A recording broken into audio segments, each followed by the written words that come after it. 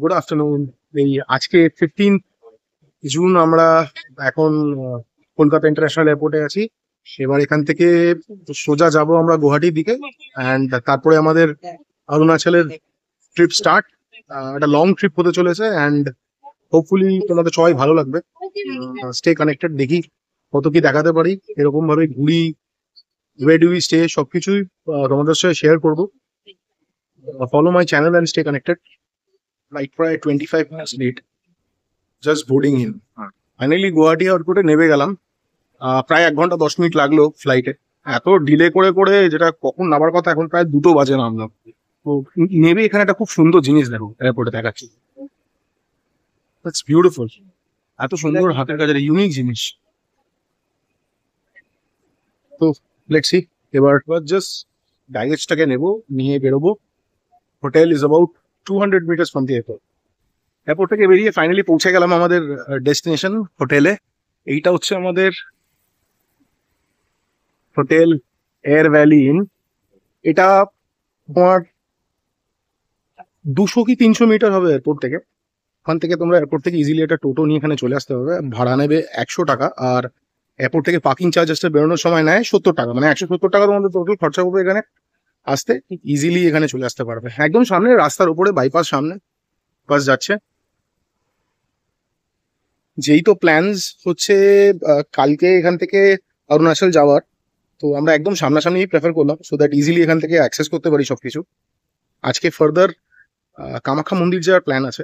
এরপরে কালকের ভিডিওটা এখান থেকে কন্টিনিউ করবো। First day vlog towards Arunachal Pradesh, সেটা তোমরা দেখতে পাবে। হোটেলে চেক ইন করলাম, 10 মিনিটের মধ্যে কিরকম বৃষ্টি দেখো। হা হা, অসাধারণ ওয়েদার হয়ে গেল। যা গরম ছিল একটু আগে, অবস্থা টাইট হয়ে গেছিল, আর এখন দেখো ওয়েদার মানে আনপ্রেডিক্টেবল ভীষণ এখানকার ওয়েদার। হঠাৎ করে কোত্থেকে এত বৃষ্টি চলে এসে, এত বৃষ্টি। কামাখ্যা মন্দিরের জন্য বেরোবো, কিভাবে বেরোবো সেটাই বুঝতে পারছি না, এমন অবস্থা এখন। Good morning. কালকে সারাদিন প্রচুর বৃষ্টি হওয়ার কারণে আমাদের কোনো প্ল্যান হয়নি কালকে। এখানে এত ওয়েদার খারাপ ছিল, তার জন্য আমরা কামাখ্যা মন্দির যেতে পারিনি। এই এখন চেক আউট করলাম হোটেল থেকে। এবার এখন এখান থেকে যাব কামাখ্যা মন্দির। কামাখ্যা মন্দির থেকে হয়ে আমাদের ভালুকপংয়ের দিকে রাস্তা। এই হচ্ছে আমাদের গাড়ি। এই গাড়িটা নেক্সট 7 দিনের জন্য আমার সাথে থাকবে। মাসি রেডি হয়ে একদম দাঁড়িয়ে আছে এখানে। নেশো অলরেডি গাড়িতে বসে গেছে। এই গাড়ি, আমাদের ড্রাইভার দা। এখন জাস্ট উঠবো, উঠে আগে মন্দিরে পুজোটা দিতে যাবো।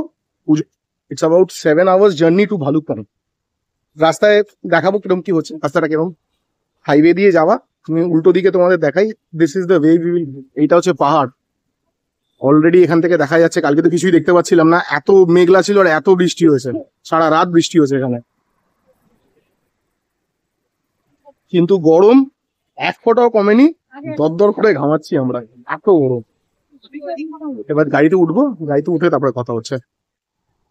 এই যেতে যেতে প্রায় 8 ঘন্টা হয়ে গেল, আর 8 ঘন্টা আসার পরেই আমরা কামাখ্যা মন্দিরের দিকে উঠে চললাম। এই উঠে যাওয়ার পথে অলরেডি দেখবে তোমরা এখানে বাসে ব্যারিকেড হয়ে গেছে, বিকজ সামনেই অম্বাবুচি আছে। তো সেই জন্য এটা এখানে বড় ফেস্টিভ্যাল, তাই জন্য অলরেডি ব্যারিকেড স্টার্ট। রাস্তার সিনিক বিউটিটা তোমরা দেখতেই পাচ্ছ কি সুন্দর। এবার জাস্ট আমরা এখান থেকে আর 5 মিনিটের মতন লাগবে কামাখ্যা মন্দির পৌঁছাতে। মানে রাদার কামাখ্যা মন্দিরের মেন গেটটা 5 মিনিটের ডিস্টেন্স। তো জাস্ট এটা ক্রস করে এবার মেন গেটটা আসবে।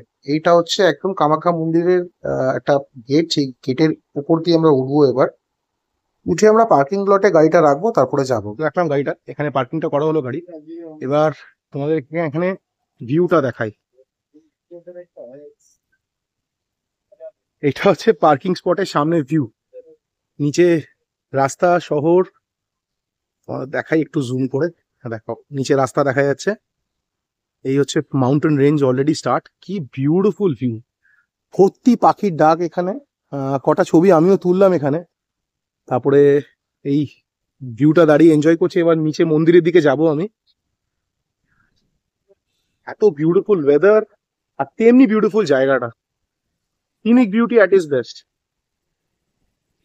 গাড়ি পার করে এবার আমরা মন্দিরের দিকে যাব। মন্দির প্রায় 3 থেকে 4 মিনিট হাঁটা পার্কিং লট থেকে। এবার ওখান থেকে ভেতরে ভিডিওগ্রাফি অ্যালাউড না। আমরা যখন গেলাম তখন অ্যালাউ করছিল না, বিকজ জানি না কোনো সিকিউরিটি রিজন কিনা, হয়তো পরে অ্যালাউ করতে পারে। তোমরা এটা খেয়াল রেখো। আমি তাই জন্য মন্দিরটা বাইরে থেকে দেখাচ্ছি। ভেতরটা দেখাতে পারছি না। মন্দির থেকে বেরিয়ে পুজো দিয়ে একটা এত সুন্দর জায়গায় এনে আমাদের ড্রাইভার দাদা দাঁড় করালো।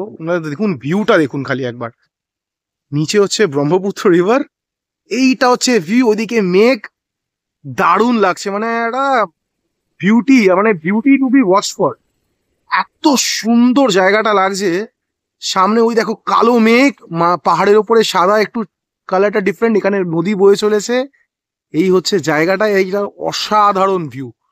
মানে চারিপাশে পাখির ডাক, হালকা বৃষ্টি পড়ছে, আর এই আমাদের গাড়ি দাঁড়িয়ে আছে এখানে, রাস্তা হালকা হালকা মেঘ নেমে এসছে সব জায়গায়, এখানে দেখলে তোমরা বুঝতে পারবে কিরকম হালকা মেঘটা নামছে, আর এই ভিউ। নেবে আবার আমরা ব্রহ্মপুত্র নদীর পাশ দিয়ে যাচ্ছি, এখানে একটা ব্রিজ কনস্ট্রাকশন হচ্ছে দেখতে পাচ্ছ। মাঝখানে দাঁড়ালাম এবার লাঞ্চটা করার জন্য। এসছি একটা খুব ইউনিক জায়গায়, হেরিটেজ কড়িকা। এটা আসামের one of the finest restaurant বলা যেতে পারে। এটায় যাব এখন, এটা হচ্ছে এন্ট্রি পয়েন্ট। এবার তোমার ভেতরে গিয়ে দেখাচ্ছি। এইটা হচ্ছে এটা হচ্ছে ওদের এন্ট্রেন্স গেটটা, এবার ভেতরে যাব। ওয়াও বাবা, ঢুকেই গর্ডন র্যামসি ছবি রেস্টুরেন্টের, বাপরে বাপ, বিউটিফুল এন্ট্রেন্স, সুন্দর entrance. This restaurant is famous for Assamese cuisine, মানে এদের কিছু ইউনিক আইটেমস পাওয়া যায়, মানে যারা একটু ভেরিয়েশনস মিট ট্রাই করতে ভালোবাসো তাদের জন্য এটা খুব ভালো জায়গা, খুবই সুন্দর। এবার মেনুটা আসলে তোমাদের দেখাচ্ছি, তারপরে কি অর্ডার করলাম। হচ্ছে এখানকার আসামিজ থালি, এর মধ্যে বেগুন ভাজা আর ভাতের বাদে আমি কোনো মেনুর নাম জানি না, আমি ট্রাই করে দেখবো কিরকম খেতে, দেখে তো খুব খুব টেম্পটিং লাগছে। এছাড়া আমরা মেনুতে আরো নিয়েছি হচ্ছে চিকেন উইথ ব্যাম্বু শুট, জীবনে তো প্রচুর মাছ খেলাম, এবার একটু মাছ দিয়ে চিকেন খেয়ে দেখি, আর সর্ষে আর কারি। এই হচ্ছে আমাদের টোটাল মেনু, খেয়ে দেখি কেমন লাগে। I hope it would be great. Heritage কড়িকা থেকে বেরিয়ে এবার আমরা ভালুকবাংলা দিয়ে রওনা দিলাম, রাস্তা প্রায় 233 কিলোমিটার। এই হচ্ছে রাস্তা, সিনিক বিউটি। যেতে সময় লাগবে হচ্ছে 5.5 থেকে 6 ঘন্টার মতন, আমি একটু বেশিই ধরলাম, 6.5 ঘন্টা ধরলাম, কারণ দাঁড়াবো ঠাড়াবো, চাটা খাবো, তারপরে না যাবো। যদি হেরিটেজ কড়িকার খাবারের এক্সপিরিয়েন্স বলো, আমার আহামরি কিছু লাগেনি। আসামিস থালিটা খুব সুন্দর ছিল, but nonveg items are not at all up to the mark. ওর থেকে ভালো আইটেম আমরা এখানে কলকাতায় খেয়ে থাকি, বাট স্টিল আসামিস ভেজ থালিটা ট্রাই করার জন্য অবশ্যই তোমরা যেও, অ্যাম্বিয়েন্সটা খুব সুন্দর, ওটা ভালো। এবার আমাদের অরুণাচল ঢোকার আগে একটা পারমিট করতে হয়, সেই পারমিটটাও করাবো আমরা আজকে, না হলে কালকে কোনো জায়গায় যেতে পারবো না। এছাড়া আমাদের ড্রাইভার বললো যে এই জাস্ট কিছুক্ষণের মধ্যে আমরা একটা জায়গায় পৌঁছাবো, যেটা একটা ইউনিক প্লেস, জায়গাটা সবাই সচরাচর দেখায় না বা নিয়েও যায় না। আমরা লাকি যে আমরা এই জায়গাটা দেখতে পাবো। তোমরা এবার ফার্দার গেলে তোমাদের দেখাচ্ছি। রাস্তার সিনিক বিউটি তো শেষ হচ্ছে না। এই হচ্ছে রোড কন্ডিশন, তোমরা ভালোভাবে বুঝতে পারবে রাস্তাটা 4 লেন রাস্তার কি কন্ডিশনে রোডটা রয়েছে। তো it is beautiful, trust me. তোমরা নিজেরা যদি গাড়ি নিয়ে আসার প্ল্যান করো, চলে আসতে পারবে কলকাতাতে, খুব একটা বড় ব্যাপার নয়, একটা লং ড্রাইভ করাই যেতে পারে। আমরা মোটামুটি 7 দিন এই গাড়িতেই কাটাবো। তো আমাদের আপাতত এক্সপিরিয়েন্স ইজ ভেরি নাইস। তো এবার জাস্ট ফার্দার পাহাড়ের রাস্তা কিরকম হবে সত্যি কেউ জানি না, তো পৌঁছে দেখা যাবে ওখানে। জার্নির আমাদের হাফ রাস্তা প্রায় এসে গেছি, কিন্তু একটা অদ্ভুত জায়গায় এলাম, নাগাঁও বলে একটা জায়গা।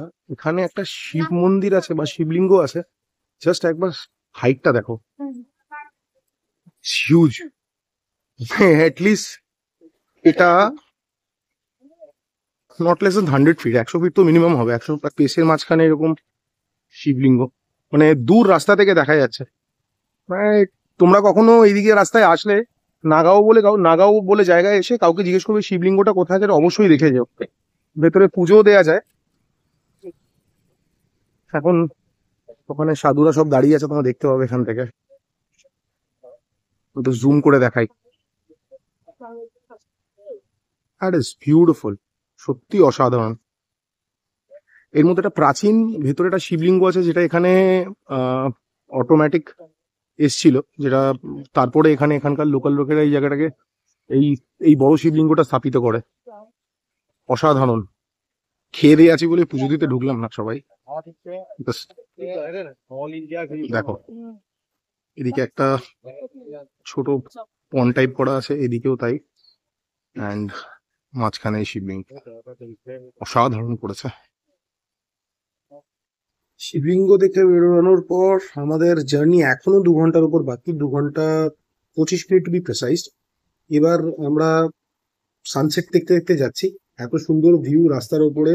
এমনি রাস্তা আগেও বলেছি রাস্তা খুব ভালো, আবারও বলছি দারুণ ভিউ, সিনিক বিউটি খুব দারুণ।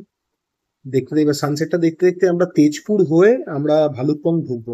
আমাদের ভালুকপং ঢুকতে টাইমই লাগবে, কারণ রাস্তায় একটা আসাম বর্ডার যখন শেষ হবে তারপরে অরুণাচল স্টার্ট হওয়ার আগে আমাদের চেকপোস্টেই পারমিটটা করাতে হবে।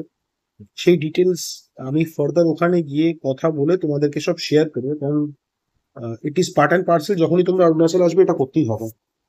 এখন আমরা যে ব্রিজটা দেখতে পাচ্ছ, it is one of the landmark bridge of route to Assam to Arunachal. এটার নাম হচ্ছে Tezpur Brahmaputra bridge.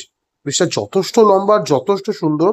R by gods grace আমরা এমন একটা টাইমে এই ব্রিজটা ক্রস করছি যে সানসেটটা পুরো হচ্ছে ওই টাইমে। তোমরা খালি একবার সিনিক বিউটিটা দেখো জায়গা। It is just heaven, it is just heaven, আর কিচ্ছু না। এত সুন্দর দৃশ্য দেখতে দেখতে আমাদের সন্ধ্যেটা কাটলো। এখন বাজে প্রায় রাত 9টা। আমরা এই জাস্ট এসে পৌঁছালাম ভালুকপংয়ে। এখন আমাদের টাইমটা একটু বেশি লেগে গেল, বিকজ পারমিট করতে প্রায় 1 ঘন্টার মতন সময় লাগলো। কারণ আমাদের যেহেতু অনলাইন পারমিট করা ছিল না, আমরা এখানে এসে ফিজিক্যালি পারমিট করেছি, তো এখানে একটু ওর জন্য টাইম লাগে। বাট ইটস চিপার, মানে তুমি যদি অনলাইন করিয়ে আনো তোমাদের এটা 500 টাকা করে পার হেড পড়বে। বাট আমরা এখানে এসে করালাম থ্রু ট্যুর অপারেটর, ওরা নিল 250 টাকা করে পার হেড। এই জন্য একটু টাইম লাগলো, but finally we have reached hour hotel. আমাদের হোটেলটা হচ্ছে হোটেল মন্ডল গ্যাং। নামটা খুব অদ্ভুত, কিন্তু ডোন্ট গেট কনফিউজ, আমাদের ওই গ্যাং না, এটা নামটা মন্ডল গ্যাং। এই হচ্ছে হোটেলটা দেখাই তোমাদেরকে। এই হচ্ছে হোটেলটা আমাদের জাস্ট। তো এখন এই জাস্ট চেক ইন করবো। চেক ইন করার পর কালকে সকালে আমাদের মেন জার্নি স্টার্ট হবে, কারণ আজকে তো কোনো সেরকমভাবে সাইটিং হয়নি, একটাই জায়গা দেখতে পেরেছি, আর রোডের যে ভিউ তোমাদের দেখালাম সেটা আছে। কালকে থেকে মেন অ্যাকচুয়ালি সাইট সিইং গুলো স্টার্ট হবে। তো এটা আজকে আমার ফার্স্ট এপিসোডটা এখানেই শেষ করলাম। তোমাদের কেমন লাগলো সেটা অবশ্যই জানিও, আর কোনো কিছু সাজেশন থাকলে অবশ্যই কমেন্ট বক্সে করো। আর প্লিজ আমার চ্যানেলকে লাইক, শেয়ার অ্যান্ড সাবস্ক্রাইব করো, আমাকে একটু মোটিভেট করো, যাতে নতুন চ্যানেল যাতে গ্রো করতে সুবিধা হয়। Need all your support. কোনো কিছু ভুল ভ্রান্তি হয়ে থাকে, please my apologies for that, and thank you so much for watching the video till end. Hopefully next ভিডিওতে তোমাদের সাথে আবার দেখা হচ্ছে। Take care, bye all.